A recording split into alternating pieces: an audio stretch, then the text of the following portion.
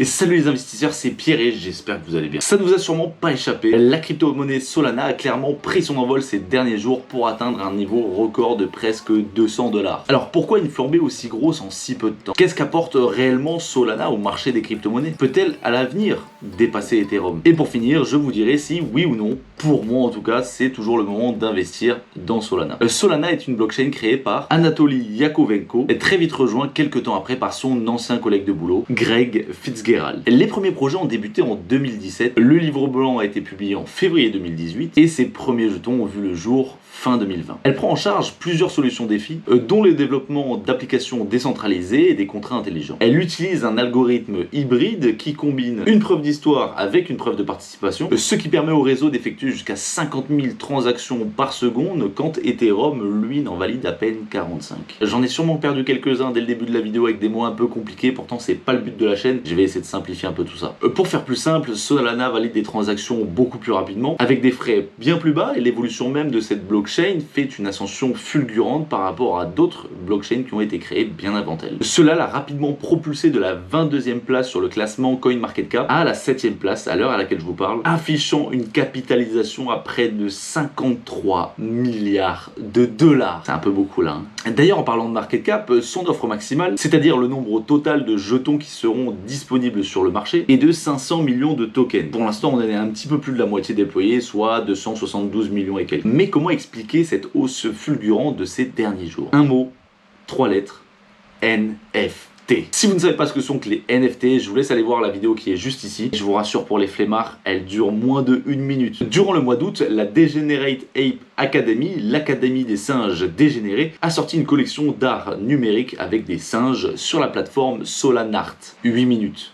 C'est le temps qu'il a fallu pour vendre les 10 000 NFT. Allant même jusqu'à créer une panique générale chez certains utilisateurs qui ont quand même été prélevés alors que la collection était déjà sold out. Contrairement aux NFT lancés via le réseau Ethereum, qui lui entraîne des embouteillages et des frais de gaz, j'ai pas trouvé de meilleure illustration.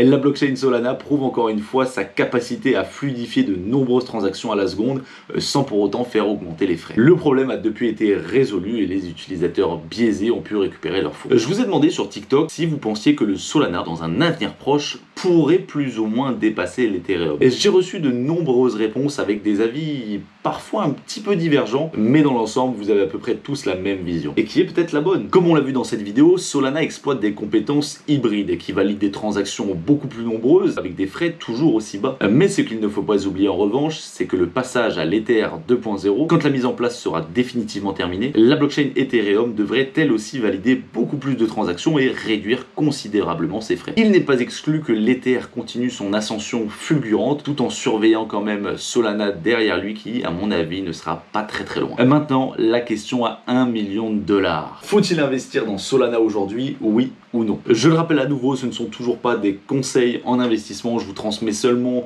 mon avis personnel de mes investissements à moi et de ce que moi je fais. Et je ne vous incite surtout pas à suivre mes recommandations si vous n'êtes pas formé sur le marché. Revenons à nos moutons. Pour vous donner une réponse globale et dans sa généralité, oui, c'est une crypto-monnaie qui, pour moi, a un énorme potentiel par rapport à d'autres. Après, attention, toujours pareil, là, maintenant, tout de suite, on est dans des bougies extrêmement vertes dues à la hype des NFT qui sont sortis. Donc forcément, il ne faut jamais rentrer dans ces moments-là. Après, si vous avez encore du mal à vous repérer sur les moments opportuns pour rentrer ou sortir du marché, pour acheter ou vendre des cryptos au meilleur prix, vous avez toujours la formation crypto-monnaie qui est disponible. Je vous la mets juste en bas dans la description. Disponible sur inscription et sélection uniquement. Attention, vous ne pouvez pas la rejoindre immédiatement. Voilà les investisseurs, j'espère que cette vidéo vous a plu. C'est aussi ça l'avantage d'avoir terminé le challenge d'une vidéo par jour. J'ai beaucoup plus de temps pour la recherche et l'écriture de mes vidéos, ainsi que le montage qui est toujours très long et très fastidieux. Alors rien que d'y penser là, n'hésite pas à me dire en commentaire ce que tu en as pensé, mets un petit pouce bleu et je vous dis ciao.